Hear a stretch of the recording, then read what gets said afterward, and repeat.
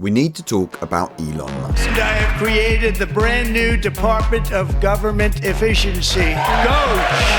Perhaps you've heard of it. Elon Musk's Department of Government Efficiency is sweeping through the federal workforce. What can only be described at this point as a purge across multiple government institutions. People getting fired, people getting furloughed in droves. They are raiding the government. Since Trump took power, Musk has taken a central role in the administration, closing agencies, halting payments, and firing thousands of government workers. To Musk's supporters, he's someone with a proven track record of innovation and success, whose bold and decisive actions are just what are needed to fix the US government. But in the opinion of his detractors, and well, let's be honest, in my opinion, he is a disaster. Now, hating on Musk isn't unusual. There are plenty of videos about everything from his hypocrisy on free speech to exposés revealing how often he lies about his video gaming achievements. But what I want to show in this video is that he's a disaster not only for Americans, but for Donald Trump and his entire agenda. Now, if you follow this channel, you know that I like to share concepts that explain what is going on at a deeper level, the ideas that explain the news. Well, in this video, I want to do a deep dive on the ideas behind Elon Musk's radical approach to government, a set of ideas about technology and business that are becoming influential in politics, even outside America. And I will show how these ideas are already having disastrous results, damaging Donald Trump, his agenda, and ultimately his presidency. Let's start with Musk's fundamental mission. I'm a technologist, and I try to make technologies that improve the world and make life better. Your shirt. Yeah, and that's why I like my t-shirt says tech support, because I'm here to provide the president with technology support. Musk believes he's here to save civilization using technology. He creates Tesla to solve climate change, SpaceX to make humanity multiplanetary, and he buys Twitter to save free speech. Okay, look, I'm not saying I agree with his thinking, but I honestly think this is how it sticks together in his mind. Civilization needs to progress, and he's here to help. In fact, there's this one line in one of Musk's interviews, which I think is kind of revealing. Really, this is like taking the brakes off of an economy and of a civilization. We need to snap those strings that are holding Gulliver down and preventing us from making progress as a civilization. I think this metaphor of strings tying down Gulliver captures the essence of Musk's view of the world. Next to the little people, you have the giants, extraordinarily talented individuals that progress relies on. I wonder who he could be thinking of. And yet these extraordinary people and businesses are tied down with regulations, unions, and investigations about why their self-driving cars keep crashing. But now, in this mission to protect civilization, he needs to help the US government. America is the central pillar holding up Western civilization. That pillar must be strong. If that pillar falls, the whole roof comes crashing down. Including his There's ships. no place to hide. Including his ships. There's no place going to up. run. So that's point one. Use tech to save the world. Okay, next. For Musk, once you have the problem, the solution starts with physics and what he calls first principles analysis. First principles is kind of a physics way of looking at the world. And what that really means is you kind of boil things down to the most fundamental truths and then reason up from there. For example, if you're trying to make a cheaper battery for an electric car. So first principles would be to say, okay, what are the material constituents of the batteries? You can say, okay, it's got cobalt, nickel, aluminum, carbon.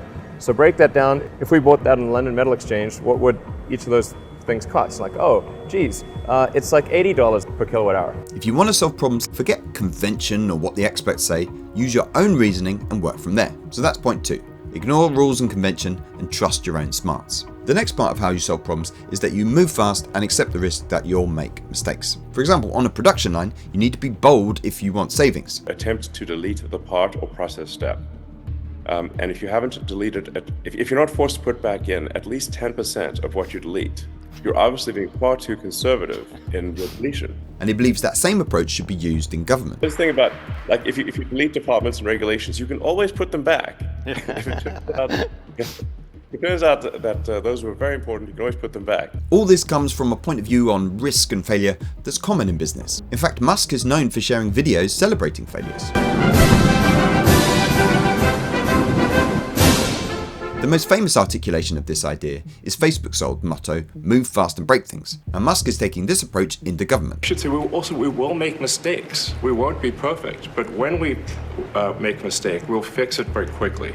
So there's point three. Move fast, take risks, and if you break things, it's a worthwhile trade-off. The next part of Musk's thinking is his view of government workers, who he believes do little work and have gone rogue. If the bureaucracy is fighting the will of the people and preventing the president from implementing what the people want, then what we live in is a bureaucracy and not a democracy. This is partly the MAGA idea of the deep state, but it also comes from Musk's experience at Twitter. So how do you run the company with only 20% of the staff?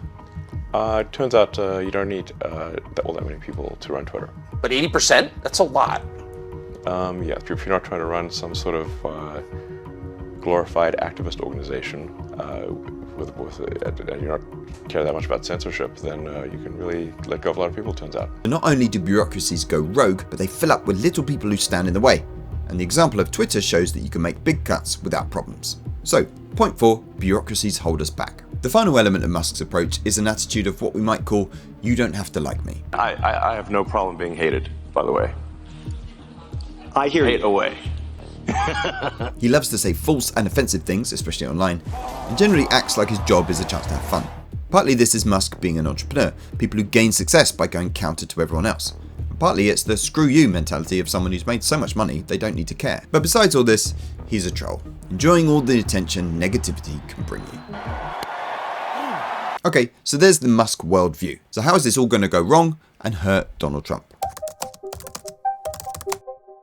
Elon Musk has repeatedly called his actions in government a revolution, a word that sounds dynamic and impressive. But if you think of the history of actual political revolutions in China or Russia, for example, they're often violent, destroy the economy, and make their countries weaker. The most famous person to make this argument was Edmund Burke, who back in the 1700s predicted the French Revolution would end in disaster.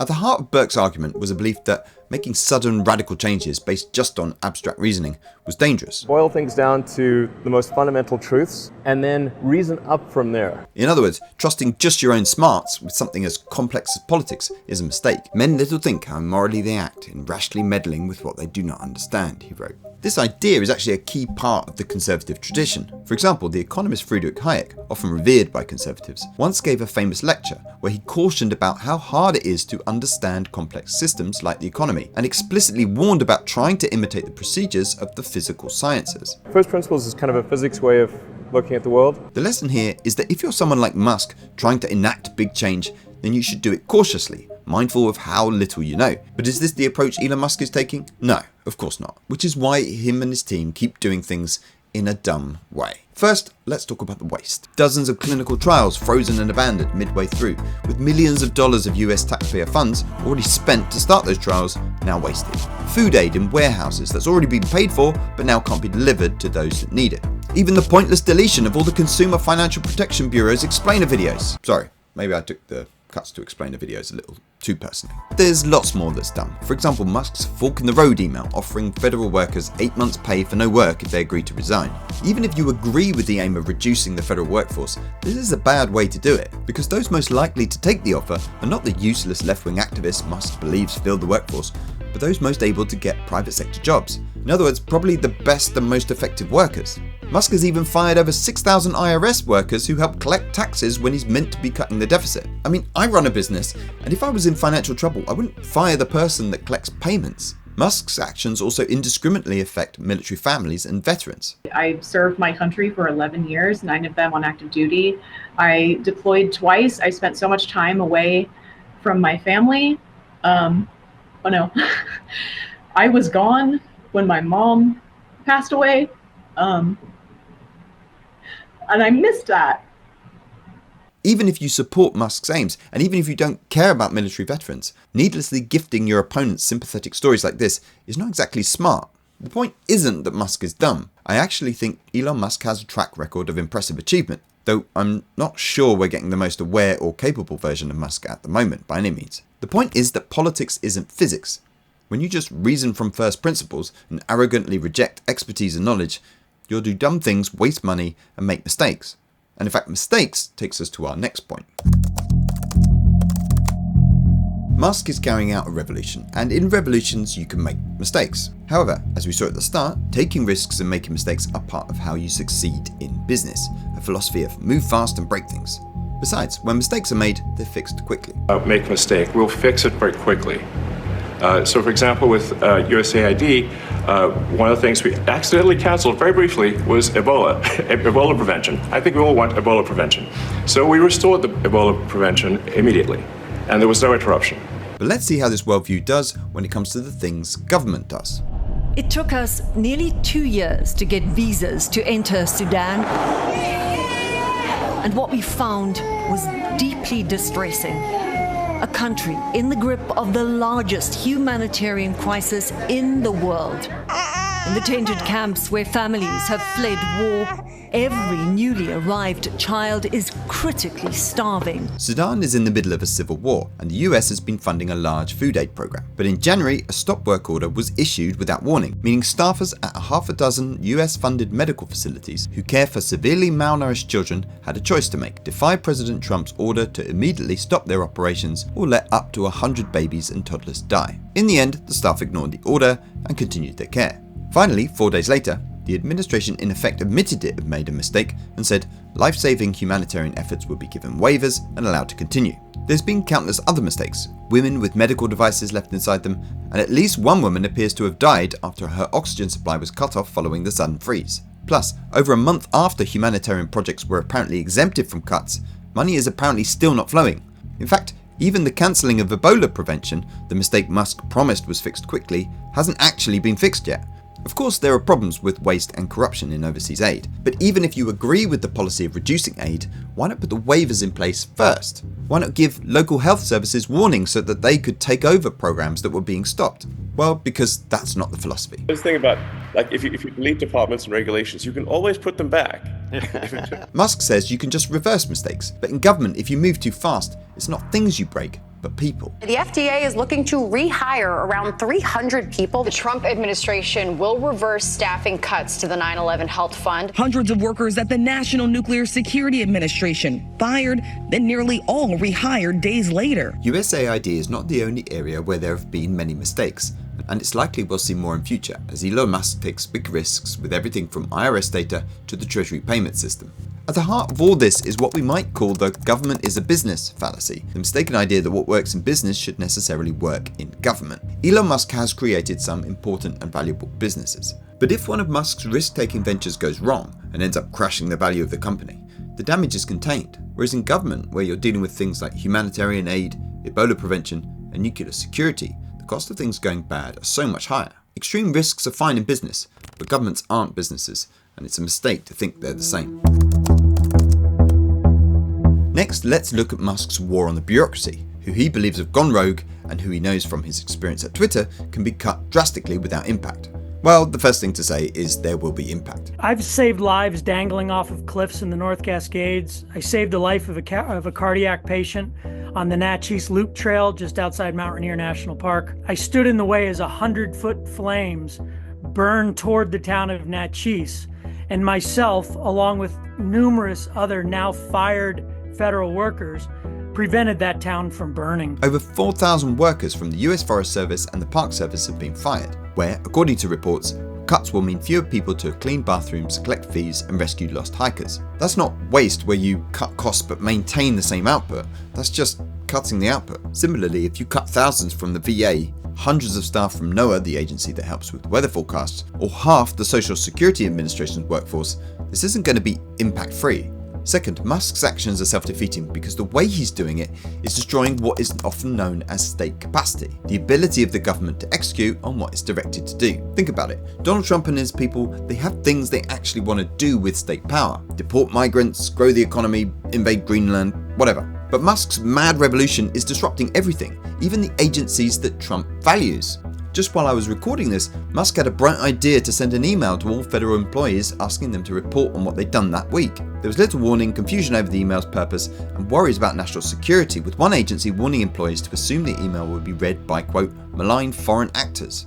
The disruption affected everyone: the State Department, Defense, National Security Agency, parts of government which aren't exactly unbusy at the moment. As a result, even Trump's own cabinet have started pushing back against Musk, sick of the way his chaos is disrupting their ability to get things done. Musk believes that bureaucracy holds us back, but, as you realise when you start destroying it, it's actually essential. Okay, Musk is doing dumb things, making mistakes, and causing needless damage and harm. But you might be thinking, will this really affect Donald Trump? After all, Trump screwed up his first term and people still elected him in 2024, and he certainly doesn't seem to care about Musk's recklessness now. Will any of Musk's madness actually damage Donald Trump?